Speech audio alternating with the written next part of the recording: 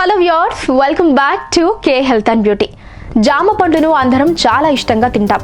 జామ పండులో అనేక రకాలైన ఆరోగ్య ప్రయోజనాలు ఉన్నాయన్న విషయం మనందరికీ తెలిసిందే. అలాగే జామ ఆకులో కూడా అనేక ఔషధ గుణాలు ఉన్నాయి. ఇవి మన శరీరాన్ని అనేక రుగ్మతుల బారి నుంచి కాపాడతాయి. జామ ఆకులు, బెరడు, పువ్వులు మన ఆరోగ్యాన్ని మెరుగుపరుస్తాయని ఆరోగ్య నిపుణులు చెబుతున్నారు. అవేంటో మనం ఈ వీడియోలో తెలుసుకుందాం. జామ ఆకుల్లో అధిక మొత్తంలో టానిక్స్, ఆక్సలేట్స్ ఉంటాయి.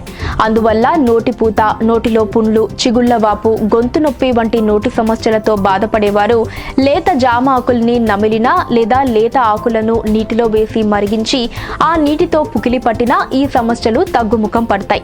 3 లేదా 4 జామ ఆకుల్ని నీటిలో వేసి మరిగించి చల్లారాక ఆ నీటిని తాగటం వల్ల జలుబు సంబంధిత సమస్యలు తగ్గుతాయి. ఈ కషాయం తీసుకోవటం వల్ల నడుము నొప్పి తగ్గుతుంది.